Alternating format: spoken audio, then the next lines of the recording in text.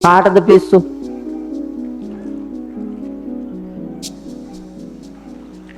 එක පාලකයන්ට පිස්සු. පාලනයක් නැතිකම නෙමෙයි. එක්කෝ ටියුෂන් නැත්නම් රජේ පාසල්. දෙකෙන් එකක් තීරණය කරන්න ඍජු ප්‍රතිපත්තියක් ඔලුවක් නැත්නම් වැඩක් නැහැ. පෞද්ගලීකරණය කෙරුවා දුන්නා. රජයට වියදම් නැහැ. නිදහසේ ඒ මුදල් ටික වෙන මොකක් හරි එකට යොදවනවා. එහෙම නැත්නම් ටියුෂන් නැහැ. ළමයින්ගේ නිදහස ඇතිව මේ රජයෙන් උගන්වන එක ඇති. එහෙම තිබ්බනම් ඉවරයි. මේ අලුත් පහේ ගෑනු ඔක්කොම කුලප්පු වෙලා අර හද්ද පිටිසර වන්නේ අම්මන්ඩිලා හිටන් මේ නුවර ඇවිල්ලා පදිංචි උනේ අය ඈ අර කන්ද දිහා බල බල හදවත ගැහි ගැහි ඈ මේ පැත්තෙන් හෙළ දිහා බල බල හදවත ගැහි ගැහි මේකේ තපින්ද අර අක්කර 5ක් විතර තිබිච්ච ඉඩම මේකොල්ලා මෙතනින් පර්චස් 10ක් අරගෙන ඇවිල්ලා හරක් ගාලක් හදාගෙන පදිංචි වුණා. පිස්සු නෙමෙයිද? පිස්සු නෙන්න. ඔය ලෙඩට ඖෂධ නෑ පුතා. ඔය ලෙඩේට ඖෂධ නෑ. ඔය ලෙඩේට තියෙන එකම ඖෂධය බුදුරජාණන් වහන්සේ අනුදැන වදාලා ධම්මෝසද සමන්නත්ති. ඒතම් පිවත බික්කවේ. ධර්මයේ විතර වටින ඖෂධයක් නෑ. මාන්නේ උද්දච්චකම උඩඟුකම නැතුව සරල සුන්දර මිනිහෙක් ඇටියට ලෝකය දැක්කා නම් දැන් මම වන්නේනේ. මම වන්නේ මහා අන්දර ඝන කැලෑවක් මැද්දේ අපිට චූටි ගෙයක් තිබ්බා. කාමර දෙකයි ස්තෝප්පුවයි කුස්සියයි. අපි පවුලේ දරුවෝ 10යි අම්මයි අප්පච්චි 12යි. ඒ ගෙපැලේ හැදිච්ච 5 වෙනියා මං. අපි 10 දෙනාම ඉපදිලා තියෙන්නේ ගෙදර. ඒ පොඩි ගේම. විශේෂඥ වෛද්‍යවරයාට ඉඳලා තියෙන්නේ අපේ තාත්තගේ අම්මා. කිරි අම්මා. 10 දෙනාගෙන් එකෙකුටවත් අංග මාරෙත් නැහැ, මන්ද පෝෂණෙත් නැහැ. ඔය කියන කරුම එකක්වත් නැහැ. එක බෙහෙතක්වත් මගේ අම්මට විදලත් නැහැ. ඒ 10 දෙනාටම එක කිරි පැකට් එකක්වත් අරගෙනත් නැහැ. අපේ අම්මාට අවුරුදු 80 ගානක් පූර්ණේ කොට තවත් දිගාසිරි විඳින්මින් ජීවත් වෙනවා. සබ්බේ පුතජනා උම්මත්තකා ඔක්කොම කෙලස් බර මිනිස්සුන්ට බරපතල රෝගයක් තියෙනවා. මොකක්ද ඒක? උම්මත්තක භාවය, පිස්සු. මේ ඔයාලා හිටියට ඔයාලට එක එක තාලේ පිස්සු තියෙනවා. එක එක්කෙනාට එක එක විදිහේ පිස්සු. නේද? සමහර අය ඉන්නවා gedara මොන තරම් බඩු පිරෙව්වත් ඇති වෙන්නේ. බඩු ගොඩ ගහනවා gedara. නානා ප්‍රකාරේව ප්‍රයෝජනෙකුත් නැහැ. සමහර අය ඉන්නවා හම්බ කරලා පොත්වල දාලා කන්නෙත් නැහැ, බොන්නෙත් නැහැ, අඳින්නෙත් නැහැ, පළඳින්නෙත් නැහැ. අදින්න පුබ්බක සිතානන්ගේ ජාතියේ පුතා. ඔව්. ඒ ජාතියේ අප්පලා ඉන්නවා. උම්මත මැරෙනවනේ. නේද? මැරෙනවනේ. දැන් මේ ධම්සභා මණ්ඩපේ ඉඳගෙන නැගිටින්න හම්බෙයිද කවුද දන්නේ පුතා? හදිසියේ හෘදයාබාධයක් ආවා එහෙම්මම ඇස් පියාගත්තා. ඒකනේ ස්වභාවය. උත්පත්ති අසහේ වේදම් මරණං ආගතං සදා. ඉපදෙන හැම මිනිහාටම නිත්‍ය වශයෙන්ම මරණය උරුමයි. හැබැයි මැරෙන වෙලාව, මැරෙන වයස, මැරෙන තැන මේ එකක්වත් අපි දන්නේ නැහැ. සමහර විට මෙතන වෙන්න පුළුවන්. පොතේ දාපු සල්ලි, ස්ථිර තැන්පතු, ගත්තු රත්තරන්, අර ගෙදර පුරවපු බඩු තමන ඉක්මවා ගත්ත ඉඩම්. ඔය සමහර දේශපාලඥයන්ට තියෙනවා අතනින් අක්කර 1500යි මෙතනින් 750යි අතන 1000යි එහෙම තියෙනවා පුතා. මේ නුවරත් ඇති. කඳු හෙල්ගිරි සිකර වල හදාපු හෝටල් ඒ අප්පලාගේ උගේ අම්මලාගේ අප්පගේ බූදලේ උගේ අම්මගේ අප්පගේ බූදලේ අරන් හදලා ඒ රජරටක් තියෙනවා ආතක් පාතක් නැති කොහෙදෝ හිටපු මානවයෝ කියන්නේ දුකයි මට අප්පා. ඔව් මානවයා කියන්නේ මනස වැඩුණු තැනත්තානේ. මනස වැඩිලා නම් පුතා බාල වැඩ කරයි හරක් වගේ. එහෙම කරන්නේ මේ සමස්ත පාලකයන්ට රටේ පුරවැසියෝ සමස්තයට උම්මත්තක භාවයන් තියෙනවා කෙලස් බර බව නිසා. ඒකට හොඳම ඖෂධය ධර්මානුකූල භාවය. උපාසකම්මලා හොඳලා කුලප්පු වෙලා ඉන්නේ මේ නාකි වයසේ. කොහෙන්ද? නිවන් යන්න. අතීතයේ කරපු දේවල් මතක් වෙනකොට කල්මත්ෙන් නිවන් පයින්ද කියලා හිතුණට බෑ. බර වැඩි පැත්තටනේ ඇදෙන්නේ. බර වැඩි පැත්තට ඇදෙන්නේ. අවුරුදු 40ක්ම වල් ගමන් ගිය මිනිහෙක් ඉතුරු 10ේදී සිල් ගමන් යන්න හදනවා. ඈ බලන්න 10ද බර 40ද බර. එතකොට බර වැඩි පැත්තට ඇදෙන්නේ අපාය පැත්තටනේ. දුගතිය පැත්තට. නරකාදිය පැත්තට. ඒකනේ මේ හීම් වයසේ ඉඳලා සිල් ඕන. මේ වයසටනේ සිල් ඕන. නාකි ලොක්කියෙකුට අහවල් කෙන්ගෙඩියකට බලන් සිල්. ඔවුන්ට කවුද ඇස් ගහන්නේ? ඔවුන්ට කවුද අතපහන්නේ? නෑ. හැබැයි මේ ලපටි ලාමක සොඳුරු වයසේ දරුවෝ දැක්කහම නාකියොත් කුලප්පු වෙනවා කියනවනේ. නේද? මගේ පුංචි රෝස මලේ මමයි උඹේ වියපත් බඹරා උඹ හිනෙන්වත් නොදකින කුමරා. නාකි ලොක්කෙක් හීල් ළමයෙක් දැකලා කුලප්පු වෙලා පුතා. බලන්නකො රූපවාහිනියේ ඒ රූප රාමු ටික පෙන්වනකොට නාකිම නාකි ලොක්කේ හීල් ළමයෙක් දිහා බලලා පෙම් කරන්න හිතිලා බිරින්දා හැටියට තියාගන්න හිතිලා හීනෙන්වත් හිතන්නේ නැති එකක් අර ළමයා. ඊට පස්සේ ලොක්කා ගෙදර ගිහිල්ලා ලැබෙන්නේ නැති දෙයක්නේ ජනේලේ ඇරලා තියනවා. අර ළමයාගේ ඇඟේ වැදිලා එන හුළඟවත් මට වැඩියන් කියලා අප්පා. මේ තරම් පෙරේතයෝ ඉන්නේ පුතා. මේ තරම් පෙරේතයෝ ඉන්නේ. සිල් බිඳීමේ හැකියාව තියෙන ලාලිත්‍ය පෙනුම පැහැය මේ පුංචි වුන් සතුව ගැටවර වයස සතුව තාරුණ්‍ය නාඹර වයස සතුව තියෙනවා. ඒ නිසා අන් අයගෙන් වෙන බාධා මකාගෙන තමන්ගේ ජීවිතයේ ශික්ෂාකාමී තබාගෙන තමන්ගෙන් තමන්ට හානියක් වෙන්නත් නොදී අනුන්ගෙන් හානියක් එන්නත් නොදී ආරක්ෂා කර ගැනීමටයි සිල් ඕන. ඒ හින්දා ලපටි කාලේ සිල් ගන්නවා විනා නාකි සිල් ඕන. හිතුණත් බින්දින්න බෑනේ සිල්.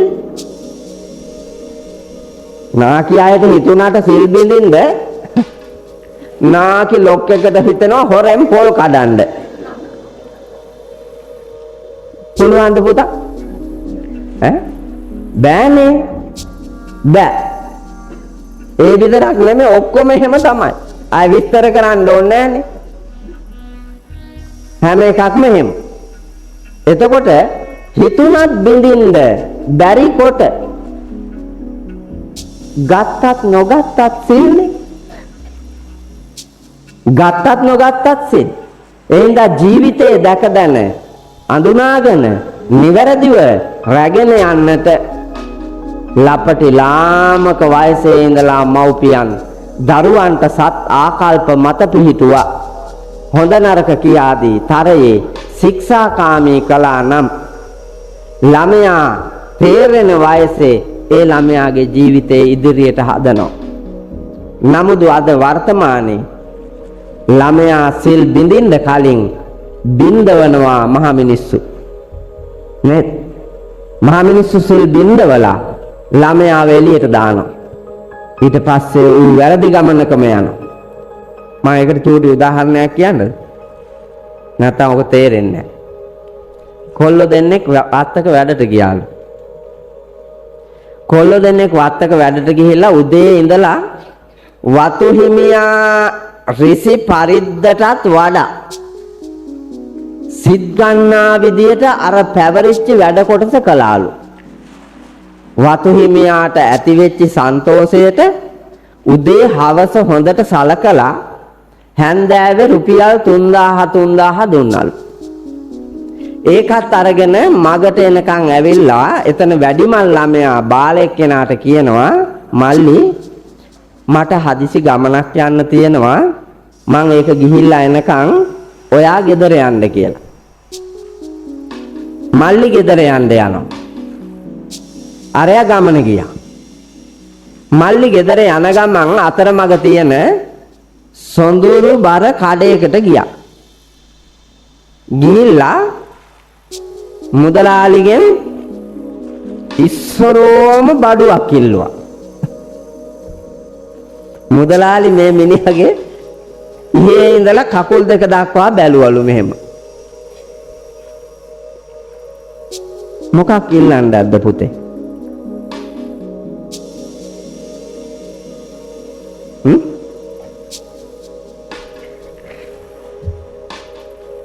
අර මිනිහා විස්මයට පත් කරලා මේ මිනිහාගේ ඉහළ ඉඳලා පහළට දෙතුන් වතාවක් බලන්න තරම් ඉල්ලපු බඩුව මොකක් වෙන්නේ නැද්ද? නෑ. ඔයාලා හිතපු එකක්වත් නෙමෙයි. ඔයාලා හිතුවන්නේ මට කියන්න මේ අහවල් එක කියලා. කියන්න තරම් පෞරුෂේ මදි හින්දා ඇතුලේ තියාගෙන හිටියානේ. නමුත් ඉල්ලුවේ මාරි පැකට් දෙකක් දෙන්න කිව්වලු. රුපියල් 3000 මිට මොලවගෙන. මාරි පැකට් දෙක අරගෙන ඒක අතේ තියාගෙන අනිත් හාල් පොල් සීනි තේකොළ මිරිස් 3-5 ඕවා මෙව්වා අරගත්තලු 2000ක 1000ක් තියාගත්තලු. ඒකල මේවා බඩු මලු දෙක දාගෙන ගෙදර යන්න ගියාලු. ගෙදරට යන දෙවට පාරේ ගෙදර දොරකඩට ඇවිල්ලා අම්මයි ළමයි දෙන්නයි බලාගෙන හිටියලු. ගස් අස්සෙන් පේනවා දෙවට පාරේ එනවා තාත්තා. චූටි වුන් දෙන්න දිව්වා. දුවලා ගිහින් කඩුල්ල ගාව හිටගත්තා. කඩුල්ල ළඟ හිටගෙන පාර පැත්තට ඔළුව නමලා බලනවා තාත්තා එන දිහා. තාත්තා ප්‍රීතියෙන් පොඩි උන් දෙන්න දිහා බල බලා ඇවිදිලා බෑග් දෙකම කඩුල්ල ළඟින් තියලා පුංචි උන් දෙන්නව මෙහෙම අල්ලගෙන අත් දෙකෙන් දෙන්නවම ඉම්බලු. ඉම්බලා ඉඳගෙනම අර මාරි පැකට් දෙක අරන් දෙන්නගේ අත් දෙකට දුන්නලු. පොඩි උන් දෙන්න මාරි පැකට් දෙක අරගෙන තාත්තාගේ ඔළුව මෙහෙම අල්ලගෙන දෑතින් ඉම්බලු. මලු දෙකක් තරම් තාත්තයි පුතාලා දෙන්නයි අම්මා ඉන්න දිහාට ගෙදර පැත්තට යනවා. අම්මා ඉස්සරහට ඇවිල්ලා අර මලු දෙකක් තරම් ගෙදරට යනවා 4 දෙනා. ගේ ඇතුළට ගියාම තාත්තා රුපියල් 1000 දෙනවා. මේක තියලා තියන්නකො කියලා. තේ වක් කරගෙන මාරිත් කාලා තේ දීලා රැට උයා පියාගෙන කාලා සන්තෝෂයෙන් බුදිය ගත්තලු. එහෙම ගයක් තියෙන මිනිහෙක් පෙන්වන්න මට මෙතන.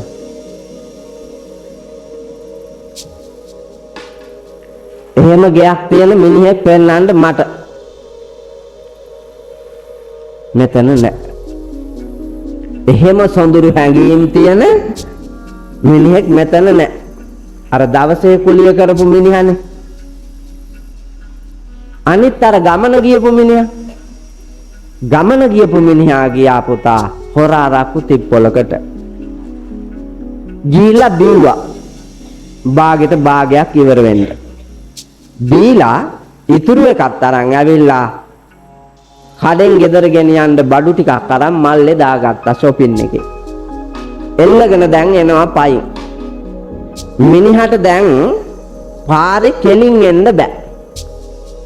රාබොණ්ඩ බොණ්ඩ වෙරි වෙන්ඩ විකාර ගතියෙන් රැවෙන්ඩ වෙන්ඩ ගෙදර යන්ඩ පරානෙ නැතියෙන් ඒ දණ්ඩ දණ්ඩ උඩ යන්ඩ ජබෝරි සද්දෙන් අල්ලං හුටං ගජිගතං මහපාර මැද්දේ. ඕක අතීත දර්ශනයක්. ජන කවියෙක් දැකලා මිනිහෙකුගේ සිද්ධිය කවියා පැලේ ඉඳලා කියපු එකක්. හැබැයි වර්තමානයේටද ජීවමානයි පුතා. මේ සිද්ධියමනේ අතීත වර්තමාන අනාගත තුනටම මත්වෙනවා ගැනීමේදී සිද්ධ වෙන ඉරණම ඒකමයි. ඒකනේ බුදුහාමුදුරුවෝ මද ප්‍රමාදයට හේතු වෙන දේ ගන්න එපා කිව්වේ. මේ මිනිහා විසිකවෙවි ආවා පාරේ හැප්පුණා බඩු මල්ල වීසි වුණා. අත් දෙකවත් තියාගන්න වාරු නැති මිනිහා මුණින් අතට වැටිලා මූණ පොඩි වුණා. අහල පහල මිනිස්සු මේ කාට බැන බැන ඉස්පිරිතාලට ගිහින් දැම්මා. ගෑණි ඒ ගෙදර ළමයි දෙන්නයි මග බලාගෙන ඉඳලා පොඩි උන් දෙන්න අඬලා අම්මා ගොඩක් නිදාගත්තා. ගෑණි විවාහයක කරුමය ගැන මෙනෙහි කර බිත්තියට හේතු වෙලා හිටියා. රෑ 11ට විතර පණිවිඩයක් එනවා. මහත්තයා පාරේ වැටිලා ඉස්පිරිතාලේ යවුවා කියලා. ගෑණි එළි වෙනකන් ජීවිතයට උරුම වෙච්ච කරුමය ගැන හැරෙමින් දුක් වෙමින් ඉඳලා සමාජ අපවාදයෙන් අත මිදෙන්න පුංචි උන් දෙන්නත් ඉහිලි ගන්නාගෙන ඉස්පිරිතාලට ගියා. ගිහිල්ලා බලනකොට අඳුරන්නවත් බෑ. මූණ ඉදිමිලා තොල්පටවල් බතලාලා පෙරලිලා දෙපැත්තට බටයක් දාලා වතුර පොළ ළඟින් ගිහිල්ලා හිටගත්තා. ගෑණි ළමයි දෙන්නයි දිහා බලනකොට දෙකම්බුල් තෙමාගෙන කඳුළු වැක්කිරුණා. ඒක දැකපු ගෑණි හිතේ තිබුණු සියලු ද්වේෂයන් මකාගෙන සෙනෙහ බරව ඉස තියාගෙන හයියෙන් ඇඬුවලු. අම්මයි තාත්තයි අඬනවා දැකපු පොඩි උන් දෙන්නා වාට්ටුව දෙකක් වෙන්න කෑ ගැව්වා. එතෙන්ට ආපු ඉස්පිරිතාලේ සේවකයෝ මේ කාලකන්නියෝ මෙවුන් හින්දා මොනවාට අඬනවාද? මෙවුන් මැරෙන එකනේ හොඳ කිව්වලු. සකල නිന്ദා අපහාස වේදනා දුක් කරදර පීඩා එක පවුලක අනිත් පවුලේ සතුට සැනසීම ප්‍රීතිය නිදහස නිර්වාණය උදා කළ දෙන්නාම මානව ලෝකේ තමන්මයි උදා කරගත්තේ. තමන්මයි නිර්මාණය කරගත්තේ. එහෙනම් නිවන තියෙන්නේ තමන් ළඟ, අපාය තියෙන්නේ තමන් ළඟ. අවදි කරගන්නේ තමන්මයි. එහෙනම් අවබෝධයෙන් ලෝකය දකින්න, ජීවත් වෙන්න, නිදහසේ ඉන්න. සතුටින් ඉන්න. පෝසත් මිනිහෙක් වෙන්න. බුද්ධිමත් මිනිහෙක් වෙන්න. සතුට, සැනසීම, ප්‍රීතිය, නිදහස, සෞභාග්‍ය සපිරි ලෝකයක් තුලින් ලෞතුරා බුදුන් දැක නිවන් දකින්නට බෝසත් ගමනක් හදා ගන්නයි වීරිය කරන්න ඕන.